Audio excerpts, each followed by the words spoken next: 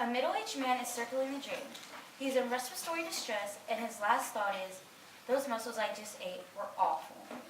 Hi, my name is Alexis Davis, and today I will be presenting to you paralytic shellfish poisoning. Today I will have an introduction. I will explain what paralytic shellfish poisoning is. I will give a brief history on it, symptoms, a treatment, preventions, an experiment, and a conclusion. Does anyone in the audience recall what paralytic shellfish poisoning is from my brief presentation earlier in the program?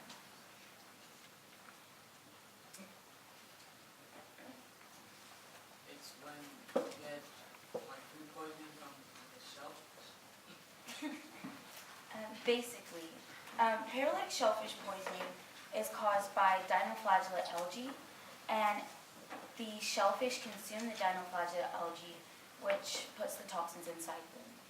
Dinoflagellate algae are photosynthetic algae that have neurotoxins that can concentrate in the bodies of the shellfish that have consumed them. These algae can be 1,000 times more potent than cyanide. Cyanide is a salt or hydrocyanic acid that is extremely toxic.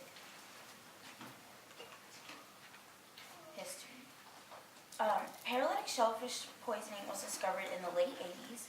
In 1987, there was a serious outbreak of paralytic shellfish poisoning in Canada. Scientists linked the outbreak to seafood coming from Prince Edward's Island. When this illness or syndrome broke out, many of the elderly affected died or nearly died, and many of the young people that were affected had permanent brain damage.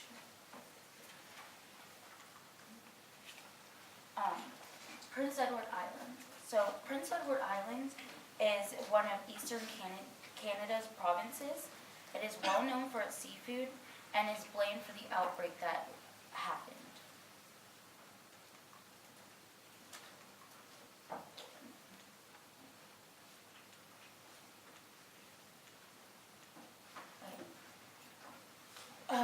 What organisms? Paralytic shellfish poisoning can be found in various organisms, such as mussels, sea clams, sea scallops, butter clams, ocean clams, oysters, gastropods, lobsters, crabs, herrings, and many more.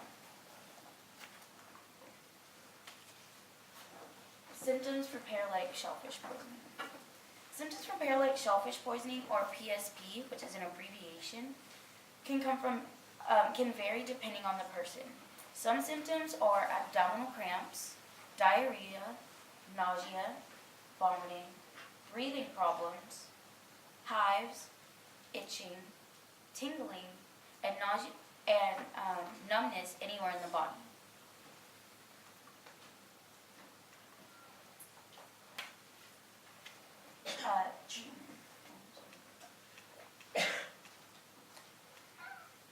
Treatment. There is no cure for paralytic shellfish poisoning, but oxygen can be provided while you're trying to let the illness or syndrome work its way through your body. Prevention. A prevention of paralytic shellfish poisoning is the DOH hotline.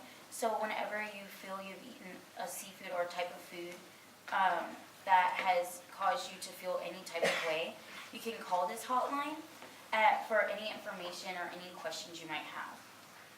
Another way to prevent having this disease is to eat at FDA-approved places where the FDA has approved the seafood or meat that you will be eating.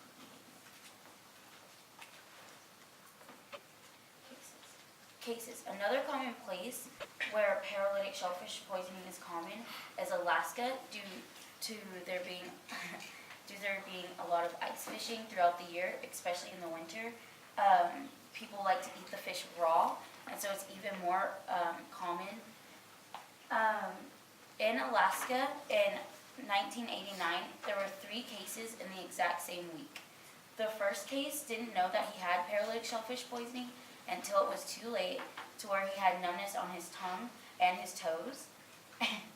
And after that, he died because there was no treatment that he could receive because he waited too late to go to the hospital. The second two cases were a couple that were having a nights out, and they shared clams, and the clams happened to be raw. Therefore, they contained paralytic shellfish poisoning, but they were able to be cured due to them going straight to the hospital after having symptoms. Experiment.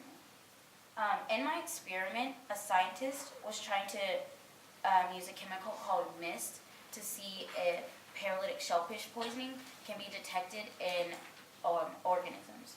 The organisms used in my experiment were mussels. They were used for the testing. At the end of my experiment, they discovered that mist, MIST, can be used to discover PSP, or paralytic shellfish poisoning. Conclusion. This disease or illness that I presented to you today can be extremely detrimental if no medical care has been administered, as I mentioned before, from the case that he didn't have medical attention due to not coming to the hospital.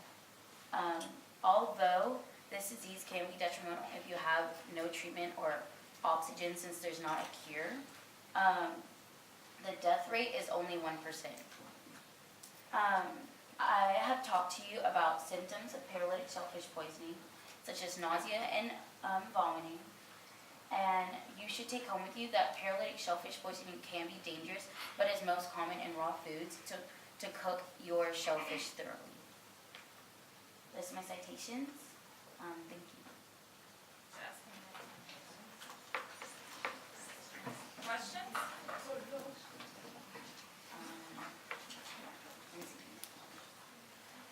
You stated in the presentation that some places are FDA approved for the shellfish and like you go to those places, but I'm not really sure what those places are, so can you name some for me?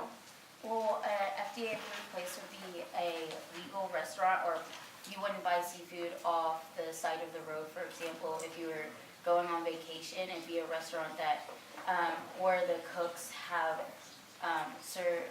like trainings where they know to cook the food properly. Well, like I was asking you about like any restaurant specifically. Well, an example could be Papado's, a seafood restaurant in Dallas. Okay. Ashley? You mentioned in your experiment that you tried to use mist, I think you said, right? In your presentation, it was in all caps, so that led me to believe that it stood for something. Do you know what it stands for, or is it just like mist? It doesn't stand for something. It's a type of chemical that was used to find the dinoflagellate algae that are in the shellfish poisoning. Maya? Do you know the mortality rate of paralytic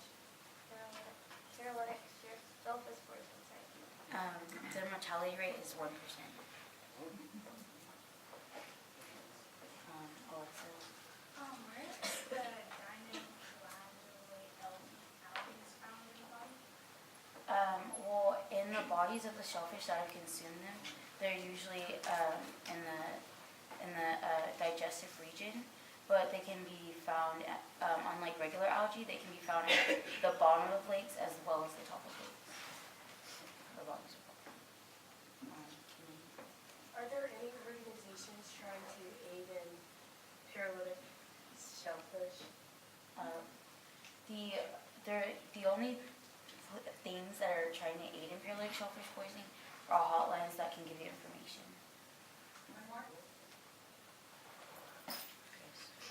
So, Paris, is there any specific fish that cause, is there fish or is it just shellfish for one? And if there is fish, is there any specific fish? It's mainly shellfish and or seafood in general. So it could be in fish, but it just depends.